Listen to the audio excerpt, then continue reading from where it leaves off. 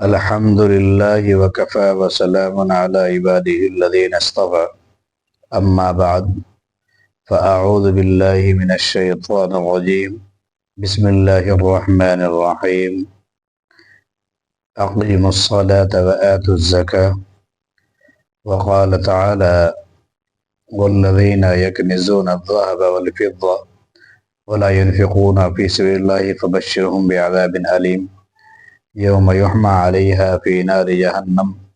فتكوى بها جباههم وجنوبهم وظهورهم هذا ما كنتم لأنفسكم فذوقوا ما كنتم تكنزون۔ ناظرین،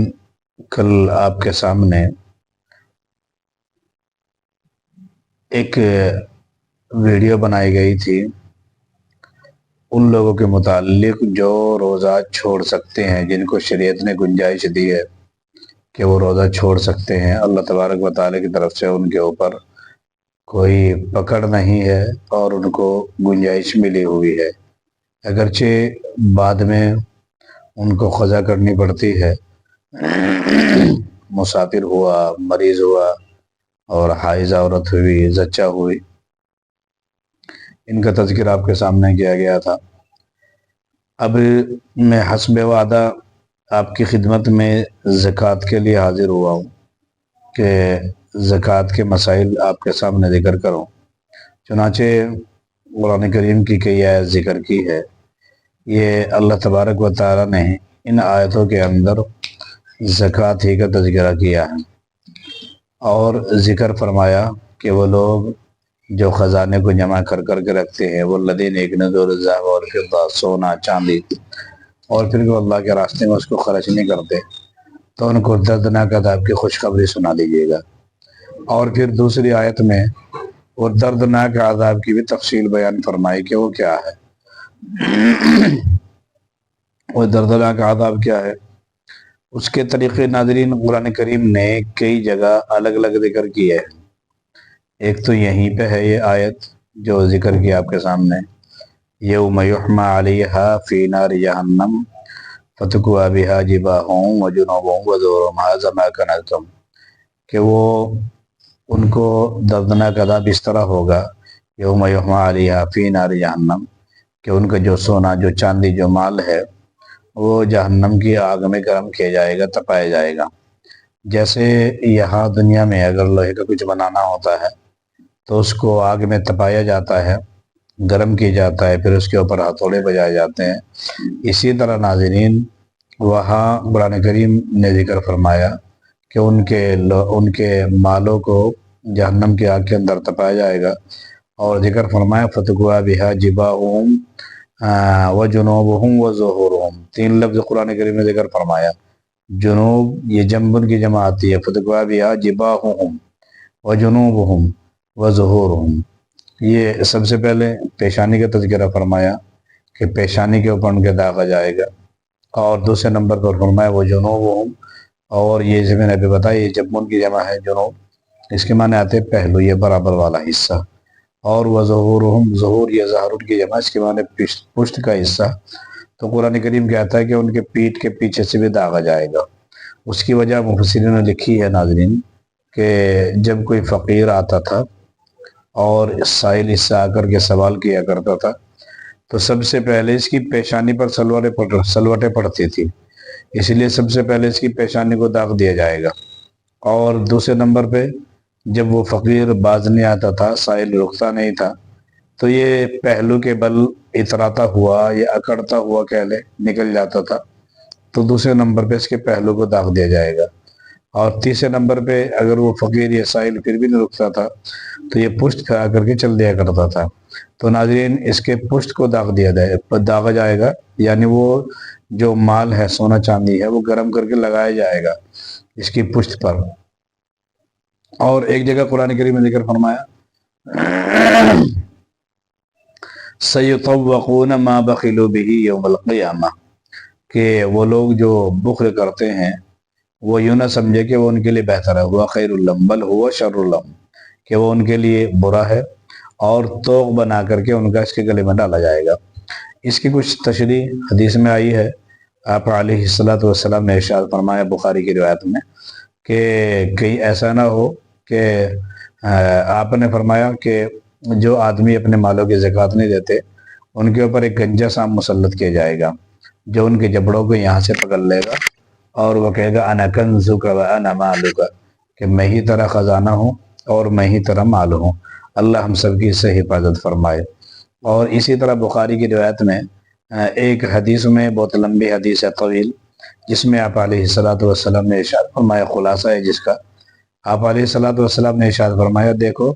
کل قیامت کے دن تم میں سے کوئی ایسا نہ ہو کہ اسے بکریاں روند رہی ہوں اور یا اس کے جانور اس کی گردن کے اوپر چلا رہے ہوں، ممیا رہے ہوں، اور وہ آ کر کے کہ محمد آپ میری جان بچا لیں، اور میں اس کو کہہ دوں کہ دیکھو بھائی میں نے تو پورے مسائل تمہیں بتا دیے تھے، اب تم نے کوئی عمل نہیں کیا تو وہ تمہاری مرضی ہے،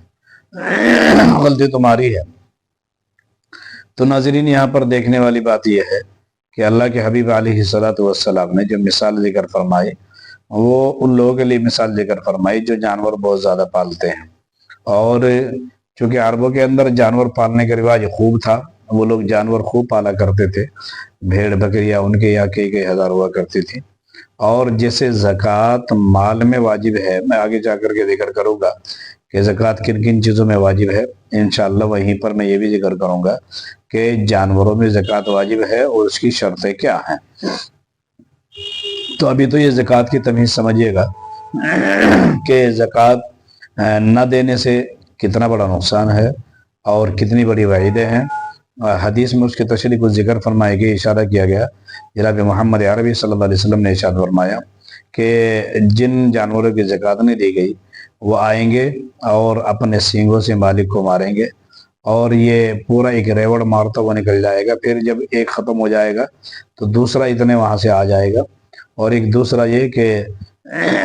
اس کو اپنے پاؤں سے کچلیں گے۔ دونوں طرح کے الفاظ حدیث میں ملتے ہیں ناظرین، اگر جانوروں کی زکوٰۃ نہیں دی گئی۔ لیکن ہمارے دیار میں یعنی ادھر ہمارے اتر پردیش کے ان علاقوں میں چونکہ جو جانور پالے جاتے ہیں ان کا طریقہ زیادہ تر وہ نہیں ہے جن میں زکوٰۃ واجب ہوتی ہے، تو میں انشاءاللہ پھر ان کا کیا طریقہ ہے وہ بھی انشاءاللہ میں جب مسائل ذکر کروں گا اس میں ذکر کروں گا۔ اب تو میں نے آپ کو حدیث کا حوالہ دیا ہے، ایک تو ہوا یہ وعید ہے، اور دوسری ایک اور حدیث ہے جس میں اللہ کے نبی صلی اللہ علیہ وسلم نے ارشاد فرمایا کہ اللہ تبارک و تعالیٰ نے فرشتے متعین کر رکھے ہیں، وہ یہی دعا کرتے رہتے ہیں، اللہم آتی منفقا خلفا و آتی ممسکا تلفا، اے اللہ تو خرچ کرنے والے کو تیرے راستے میں اس کا بدلہ عطا فرما، اور وہ آتی ممسکن تلفا، اور مال کو روک کر رکھنے والے کے مال کو تباہ اور برباد فرما۔ یہ فرشتوں کی دعا ہے ناظرین، اور فرشتوں کے بارے میں نے پہلے آپ کو ذکر کیا تھا کہ قرآن کریم کی آیت ہے لا یعصون اللہ ما امرہم ویفعلون ما یؤمرون، کہ فرشتے اللہ تبارک و تعالیٰ کی نورانی مخلوق ہے، وہ پلک جھپکنے میں بھی اللہ تبارک و تعالیٰ کی نافرمانی نہیں کرتے۔ تو جو بھی فرشتے کہہ رہے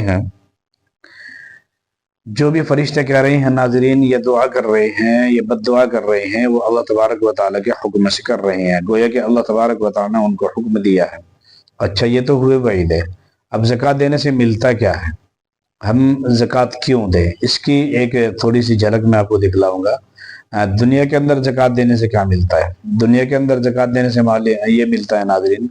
کہ ایک تو یہ کہ ہمارا مال سیف ہو جاتا ہے، چوری ہونے سے محفوظ ہو جاتا ہے، اللہ تبارک و تعالیٰ اس کی حفاظت فرماتے ہیں، اور دوسرا یہ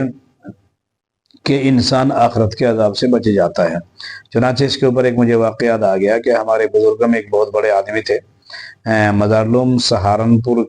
کے وہ ناظم ہوا کرتے تھے غالباً، یا خزانچی ہوا کرتے تھے، ان کے پاس مدرسے کا پیسہ رہتا تھا۔ تو کتابوں کے اندر ایک واقعہ لکھا ہے، بڑے بزرگ تھے، وہ نیک آدمی تھے، تو ان کے یہاں رات میں ایک مرتبہ چور آ گئے، اور چور آنے کے بعد چوروں نے جیسے کھٹ کرنی شروع کی، یعنی اپنا کام شروع کیا، تو انہوں نے کہا بھائی کیا کرنا چاہتے ہو، سمجھ تو وہ بھی گئے تھے بھائی چور ہیں، تو انہوں نے کہا بھائی کیا کر رہے ہو، کیا کرنا چاہتے ہو، تو تم چور ہو، انہوں نے کہا جی ہاں چور ہیں، سیدھے سادھے آدمی تھے۔ کہا کہ اچھا میں تمہیں ایک بات بتا دوں پہلے کہ اس مال کی میں نے زکوٰۃ دے رکھی ہے، اور میرا یقین ہے کہ تم اس میں سے ذرا سے بھی نہیں لے جا سکتے، اگر تمہیں کوشش کرنی ہے کر کے دیکھ لو، میں یہیں پڑا ہوں۔ تو وہ ناظرین وہ توڑتے رہے، تو پھر حضرت نے ان سے فرمایا کہ بھائی ایک کام کرو، تمہارے پاس جو توڑنے کے ہتھیار ہے وہ شاید جو ہے نا چھوٹے ہوں گے، یہ لو ہتھوڑا اور آرام سے تسلی سے رات بھر اس پہ محنت کرتے رہو۔ میرا تو یقین ہے کہ میں نے اس مال کی زکوٰۃ دے رکھی ہے،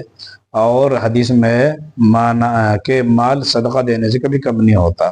اور بلکہ قرآن کی آیت ہے یمحق اللہ الربا ویربی الصدقات، کہ اللہ تبارک و تعالیٰ ربا کو، سود کو مٹا دیتے ہیں اور صدقات کو اللہ تبارک و تعالیٰ بڑھا دیتے ہیں۔ مجھے ان کی تفصیل میں نہیں جانا، کیونکہ مجھے تھوڑی سی تمیز ذکر کر کے اس کے حصے وار زکوٰۃ کے مسائل ذکر کرنے ہیں، جو کہ حصوں پر مشتمل ہے، جو انشاءاللہ آپ کے سامنے ذکر کیے جائیں گے۔ تو بہرحال وہ پوری رات کھٹ کرتے رہے، توڑتے رہے، محنت کرتے رہے، کوشش کرتے رہے۔ اب جب صبح اذان کے وقت ہوا تو چونکہ ہمارے علاقے میں پرانے زمانے میں اور اب بھی خاص طور پہ الحمدللہ یہ ماحول ہے کہ جو بڑے لوگ ہیں، بزرگ لوگ ہیں، وہ مسجدوں میں پہلے ہی سے جانا شروع ہو جاتے ہیں، یعنی فجر کی اذان کے بعد سے، اور یہ فجر کی اذان کے کچھ وقت پہلے کچھ لوگ چلے جاتے ہیں، اور اذان کے بعد تو آہستہ آہستہ سلسلہ شروع ہو ہی جاتا ہے جانے کے مساجد میں۔ تو جب لوگوں کے اندر تھوڑی بیداری پیدا ہوئی، لوگ جاگنے شروع ہو گئے، تو ان بزرگ نے کہا کہ بھئی دیکھو، مجھے تو پتا ہے کہ میں نے اس مال کی زکوٰۃ دے رکھی ہے، تم اس میں سے چوری نہیں کر سکو گے۔ ہاں البتہ اگر لوگوں کا کوئی بھروسہ نہیں ہے، لوگوں نے اگر یہ کھٹ کی آواز سن لی کہ تم جو ہے نا ادھر یہاں کچھ کر رہے ہو، توڑ رہے ہو، اور سب کو پتا ہے محلے والوں کو کہ میرے پاس مدرسے کا پیسہ بھی رہتا ہے، وہ تمہاری مرمت کر دیں گے بڑھیا والی، اس لیے تم یہاں سے نکل جاؤ، اور کل پھر آ کر کے ٹرائی کر لینا اگر تمہیں یقین نہ ہوا ہوا ابھی بھی۔ تو ناظرین دیکھا آپ نے کہ پوری رات وہ لوگ کوشش کرتے رہے، اور پھر کتاب میں یہ لکھا ہے کہ انہوں نے آ کر کے مولانا مفتی مظفر حسین صاحب رحمۃ اللہ علیہ، جو ناظم اعلیٰ ہوا کرتے تھے مزار علم سہارنپور کے، ان سے آ کے بتایا، یہ لکھا ہے کتاب میں کہ ان کا تقیہ کلام تھا کہ اللہ کے فضل سے اللہ کا غضب ہو گیا۔ تو اس طرح وہ بات کیا کرتے تھے۔ تو انہوں نے آ کر کے حضرت سے کہا کہ حضرت آج تو اللہ کے فضل سے اللہ کا غضب ہو گیا۔ تو حضرت نے فرمایا بھائی کیا ہو گیا؟ اللہ کے فضل سے اللہ کا غضب؟ کہا کہ جی یہ ہوا کہ رات میں چور آئے اور آ کر کے میری الماری میں سے سامان نکالنے لگے، میں نے ان کو بتایا بھی بھائی میں نے اس کی زکوٰۃ دے رکھی ہے، اور وہ انہیں یقین سے نہیں آیا، وہ پھر بھی لگے رہے، اور پوری رات وہ توڑتے رہے، اور پوری رات تالا ان سے نہیں ٹوٹا۔ تو ناظرین دیکھا آپ نے کہ اللہ تبارک و تعالیٰ زکوٰۃ دینے سے، ایک تو وہ مشہور حدیث ہے کہ صدقہ 70 بلاؤں کو آنے سے پہلے ختم کر دیتا ہے، اور اللہ تبارک و تعالیٰ کے غصے کو ٹھنڈا کر دیتا ہے، ٹھیک ہے۔ اور شیطان اتنا نمازی سے ڈرتا جتنا رب کے راستے میں خرچ کرنے والے سے ڈرتا ہے، چونکہ سخاوت یہ اللہ تبارک و تعالیٰ کی صفت ہے، جو بھی اسے اختیار کرتا ہے اللہ تبارک و تعالیٰ اسے بہت محبوب رکھتے ہیں۔ میں یہ نہیں کہہ رہا ہوں کہ آپ عبادات چھوڑ کر کے صرف زکوٰۃ ادا کر دے کافی ہو جائے گا، نہیں، تمام عبادات اپنی اپنی جگہ پر بہت اہم ہے، البتہ یہ رب کے راستے میں خرچ کرنا یہ بہت نہایت ہی اونچی چیز ہے، اور اس کے اوپر میں غالباً سیدنا موسیٰ علیہ نبینا علیہ السلام کے واقعے کے زمانے کا ایک واقعہ، جو نہایت ہی غریب آدمی تھا، کبھی کبھار اسے کھانا ملتا تھا، اس کا واقعہ میں غالباً کہیں سنا چکا ہوں، اسے میں لوٹانا ضروری نہیں سمجھتا ہوں۔ تو اب یہاں پر ایک سوال ہے، اس کا جواب دے کر کے میں یہ ویڈیو ختم کرتا ہوں۔ وہ سوال یہ ہے کہ ہم آخر، ناظرین یہ ویڈیو کافی بڑی ہو گئی ہے، انشاءاللہ میں وہ سوال اور پھر اس کا کچھ جھلکیاں انشاءاللہ دوسرے حصے میں آپ کے سامنے میں ذکر کروں گا، تو آپ بنے رہیے گا، اور آپ سے درخواست ہے کہ آپ ہماری ویڈیو کو آخر تک دیکھیں، چونکہ یہ مسائل ہیں، بیان نہیں ہے، یہ مسائل ہیں مستقل، اور مسائل کے بارے میں حدیث میں آتا ہے، فقہاء نے لکھا ہے کتابوں کے اندر کہ ایک مسئلہ پوچھنے کی وجہ سے اللہ 3 آدمیوں کی مغفرت فرماتے ہیں، ایک بتانے والے کی، ایک سننے والے کی، ایک پوچھنے والے کی، یہ جس کے لیے پوچھا جا رہا ہے۔ تو ناظرین یہ بہت اونچی چیز ہیں، یہ مسائل ہیں، آپ ان کو آخر تک دیکھیے گا، اور ہمارے چینل کو سبسکرائب بھی کر لیجیے گا، اور دوستوں میں بھی، احباب میں بھی پہنچائیے گا، ان کو بھی کروائیے گا، چونکہ آدمی آج کل یوٹیوب پر ٹائم تو خراب کر ہی رہا ہے، لگا ہی رہا ہے، اگر وہ دین کی باتیں سنے گا ناظرین تو کچھ کان میں پڑیں گی، اللہ آج نہیں تو کل عمل کی توفیق دیں گے، کل نہیں تو پرسوں عمل کی توفیق دیں گے۔ تو ناظرین اس طرح سے انسان دوسری چیزیں سن رہا ہے، اگر دین کی بات سنے گا تو انشاءاللہ فائدہ ہوگا۔ انشاءاللہ حاضر ہوگا میں دوسری ویڈیو میں آپ کے سامنے۔ السلام علیکم ورحمۃ اللہ۔